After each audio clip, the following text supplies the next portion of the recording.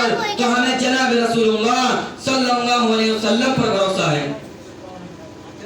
تو کہا وہاں بھی جو ہے صفات کی ہو، لیکن آپ یہ بتاؤ کہ اگر کل قیامت کے دن اللہ کے نبی صلی اللہ علیہ وسلم ہم سے کہیں گے کہ اے میرے امتی کیا مجھے تیری صفات کی ضرورت ہے، یعنی تجھے میری صفات کی ضرورت ہے، تو ہم اس وقت کہیں گے کہ یا رسول اللہ بغیر آپ کی صفات کے تم جنت میں جا ہی نہیں سکتے۔ تو اس وقت کیا اللہ کے نبی یہ نہیں کہہ سکتے کہ یہ بتا میرے چہرے میں کون سی کمی ہے جو تُو نے داڑھی نہیں رکھا، یہ بتا میرے سنت میں کون سی کمی ہے جو تُو نے سنت نہیں اختیار کی۔ بولو میری ماں بہنوں سے کہیں بتا کہ میرے طریقے میں، میرے ازواج مطہرات میں کون سی کمی آئی، میری بیویوں میں کون سی کمی آئی، میرے کیا کہتے وہ لڑکیوں صاحبزادیوں کون سی، فاطمہ میں کون سی کمی آئی جو تم نے پردہ نہیں اختیار کیا۔ کیا ہو سکتے نہیں کہہ سکتے؟ کیا اللہ کے نبی صلی اللہ علیہ وسلم یہ نہیں کہہ سکتے کہ تو نے سکھ کو نہیں دیکھا، پنجابیوں کو نہیں دیکھا کہ گرو نانک کا ماننے والا ہر بندہ داڑھی رکھ رہا ہے، ہر بندہ، لیکن یہ امت دغاباز امت اپنے نبی کا ماننے والا، اپنے نبی کے نام پر جان دینے والا، اپنے نبی کے نام پر جھنڈے نکالنے والا، اپنے نبی کے نام پر محبت دکھانے والا سنت نہیں اختیار کر سکتا ہے، چہرے کے پر داڑھی نہیں رکھ سکتا ہے۔ اب کیا کہتا ہے کہ بیڑا پار کرنا ہے تو نبی کے دامن کو تھام لو، بیڑا پار ہو جائے گا۔ اگر تو نبی کے دامن کو پکڑنا چاہتا ہے، بیڑا پار کرنا چاہتا ہے، تو نبی کی ایک ایک سنت سے سینے سے لگا اور یہ اعلان کر کہ میں دنیا اور دنیا دار کو ٹھوکر مار سکتا ہوں، لیکن میں کبھی نبی صلی اللہ علیہ وسلم کی سنت کو ٹھوکر نہیں مار سکتا۔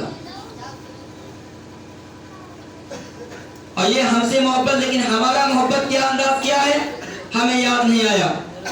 ہم کبھی بھی یاد ہی نہیں کرتے اللہ کے نبی صلی اللہ علیہ وسلم کو، لیکن اللہ کے نبی ہمیں کبھی فراموش نہیں کیا، اور ہم کبھی آتے ہی نہیں مسجد کے اندر جو ہم بھی اللہ کے رسول کو ذرا ہم یاد کر لیں۔ آج سیرت کا پروگرام ہے، کوئی کہا گھروں میں بیٹھے ہوئے نہ دیں کہ ہمیں کون ضرورت ہے، وہاں تو بس یوں ہی ہو رہا ہوگا۔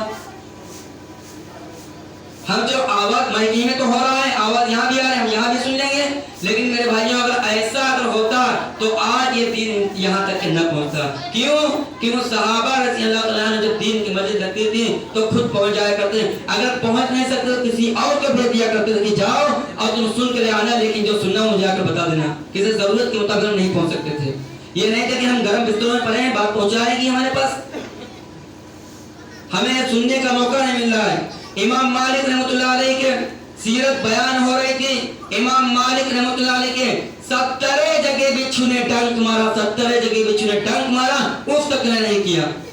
یہ تھے نبی کے چاہنے والے، لیکن آج سیرت بیان ہو رہی، گھروں میں بیٹھے یاد ہے، اور بعد میں سیرت بیان ہونے کے بعد دیکھا شاگردوں کی آج حضور کا چہرہ کچھ مطمئن ہے، کچھ اترا ہوا ہے۔ کہا کہ حضور کیا ہوا؟ کہا ذرا دیکھو اور پیر دیکھو، تو دیکھا پیر میں کالی کالی بچھو چپٹی ہوئی ہے۔ کہا کہ حضرت آپ نے پہلے کو نہیں بتایا؟ کہا کہ حضور کا تذکرہ ہو، حضور کی سیرت بیان ہو، اس بیچ میں اپنی بیچ کا تذکرہ کریں۔ مر بھی جاتا لیکن میں کبھی تذکرہ نہیں کرتا، مر بھی جاتا لیکن کبھی میں تذکرہ نہیں کرتا۔ یہ تھے نبی کے چاہنے والے، یہ تھے نبی کے چاہنے والے، لیکن ہم آج چاہنے والے کیا ہیں؟ اور اللہ کے نبی صلی اللہ علیہ وسلم سے محبت کرنا یہ فرض عین ہے، یاد رکھنا۔ اگر کسی کے دل کے اندر اللہ کے نبی صلی اللہ علیہ وسلم کی محبت نہیں ہے، وہ کھلا ہوا کافر ہے، اس کے کافر ہونے میں کوئی شک و شبہ نہیں۔ اللہ کے نبی کیا فرمائے ہیں؟ لا یؤمن احدکم حتی اکون احب الیکم من والدہ وولدہ والناس اجمعین، کہ تم میں سے اس وقت کوئی کامل ایمان والا ہو نہیں سکتا جب تک کہ میں اس کے نزدیک اس کے باپ سے، باپ کے ساتھ ماں بھی شامل ہے، اس کے باپ سے، اس کی اولاد سے، اس کے خاندان سے، رشتہ دار سے، اور دنیا کی تمام چیزوں سے زیادہ میں محبوب نہ بن جاؤں، تمام چیزوں سے محبوب نہ بن جاؤں۔ حضرت عمر رضی اللہ تعالیٰ عنہ کے آگے کہیں کہ یا رسول اللہ آپ میری اولاد سے زیادہ محبوب ہیں، آپ میرے ماں باپ سے زیادہ محبوب ہیں، لیکن ہاں میری جان سے زیادہ نہیں، مجھے اپنی جان سے زیادہ بہت پیار ہے۔ آپ نے کیا کہا؟ عمر ابھی ایمان کامل نہیں ہوا ہے، ایمان ابھی نفس ہے۔ بخاری کی روایت ہے، جب حضرت اللہ کے نبی صلی اللہ علیہ وسلم نے کہا، حضرت عمر نے کہا تو کہا کہ اللہ کے نبی آپ کیا کہتے ہیں؟ مجھے آپ اپنی جان سے زیادہ پیار ہو گئے۔ کہا ہاں عمر اب ایمان کامل ہوا ہے، اب ایمان کامل ہوا ہے۔ قرآن کا اعلان ہے النبی اولا بالمؤمنین انفسہم، کہ نبی تمہارے جانوں سے زیادہ قریب ہے اور تمہیں اپنی جانوں سے زیادہ عزیز ہونا چاہیے۔ اب ذرا ہم اس پر دیکھیں کہ نبی صلی اللہ علیہ وسلم کی ذات ہمارے نزدیک کتنی محبوب ہے، دنیا کے محبوبوں سے کتنی محبوب ہے۔ اگر محبوب ہے تو مبارک ہے آپ کو، اور اگر نہیں ہے تو خیر منانا اپنے ایمان کی، خیر منانا اپنے ایمان کی، اور اللہ کے گرفت میں اللہ کے عذاب سے بچ نہیں سکتے۔ کیوں؟ کیونکہ قرآن کا اعلان ہے کہ اے نبی آپ کہہ دیجئے تمہارے ماں، تمہارے باپ، تمہارے رشتے دار، تمہاری تجارتیں، تمہارے مکان، تمہارے خاندان، ان کی محبتیں اللہ اور رسول سے اور اللہ کے راستے میں جہاد کرنے سے زیادہ محبوب ہیں۔ تو فتح بصور، انتظار کرو اللہ کے عذاب کا۔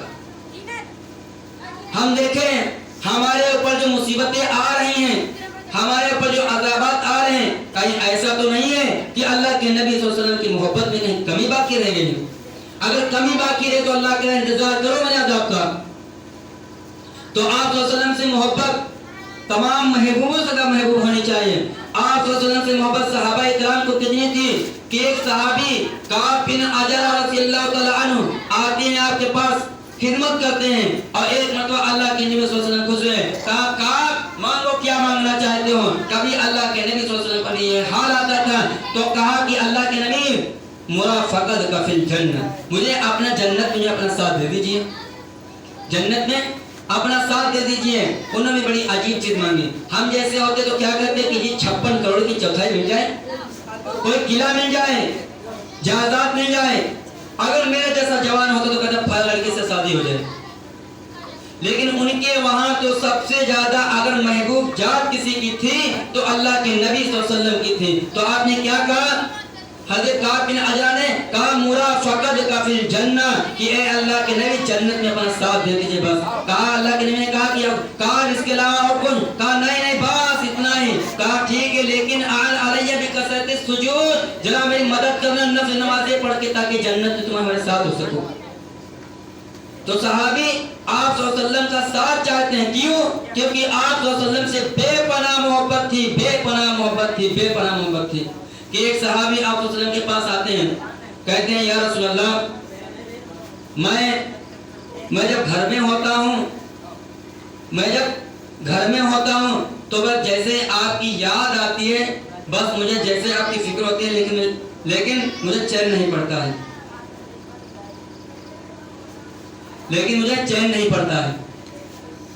لیکن پھر مجھے یاد آتا ہے کہ مجھے بھی جانا ہے، آپ سب کو مجھے بھی جانا ہے، اللہ کے نبی تمہیں بھی جانا ہے، لیکن میرا جانا تو جنت میں طے نہیں، اور چلا بھی گیا تو مسئلہ ہے کہ آپ تو نبیوں کے ساتھ اعلیٰ مقام پر ہوں گے، میں تو نیچے طبقے میں ہوں گے۔ کیا مطلب؟ کیا کہا کہ اللہ کے نبی وہ جنت بھی سونی ہوگی جس جنت میں آپ کا دیدار نہ ہو، جس جنت میں آپ کا دیدار نہ ہو۔ آپ کیا کہتے ہیں؟ اللہ کے نبی نے کوئی جواب نہیں دیا، اللہ کے نبی خاموش رہے، پر اللہ بول دیا، اللہ نے جبرائیل علیہ السلام کو بھیجا، کہا جاؤ میرا ایک بندہ نبی کی محبت میں بے قرار ہے، جاؤ جا کر کے اسے اعلان سنا دو۔ جبرائیل آئے اور یہ اعلان سنا دیا، وَمَن يُطِعِ اللَّهَ وَالرَّسُولَ فَأُولَٰئِكَ مَعَ الَّذِينَ أَنْعَمَ اللَّهُ عَلَيْهِم مِّنَ النَّبِيِّينَ وَالصِّدِّيقِينَ وَالشُّهَدَاءِ وَالصَّالِحِينَ، کہ جو اللہ اور رسول کی اتباع کرے گا وہ کل قیامت کے دن نبیوں کے ساتھ، شہداء کے ساتھ، صالحین کے ساتھ ہوگا۔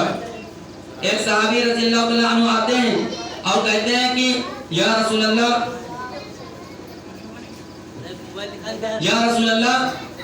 ذرا یہ بتاؤ، ایک بندے کو اگر کسی سے محبت ہے پر اسے ملاقات ابھی نہیں ہوئی ہے، لیکن کل قیامت اس کا کیا حال ہوگا؟ اے بھائی ادھر غور کرو، کل قیامت اس کا حال کیا ہوگا؟ تو آپ صلی اللہ علیہ وسلم نے کیا فرمایا؟ بڑا پیارا جملہ ارشاد فرمایا، کیا فرمایا؟ المرء ما من احب، المرء ما من احب، کہ آدمی قیامت میں اس کے ساتھ ہوگا جسے اسے محبت ہوگی، آپ بتاؤ اگر کسی کو محبت ہے فلم اسٹاروں سے تو کل قیامت میں انہی کے ساتھ ہوگا، اگر کسی کو محبت ہے کرکٹ کھیلنے والوں سے کل قیامت انہی کے ساتھ ہوگا، اگر کسی کو محبت ہے اوباشوں سے، بدماشوں سے، زانیوں سے، شرابیوں سے تو کل قیامت انہی کے ساتھ ہوگا، اور اگر کسی کو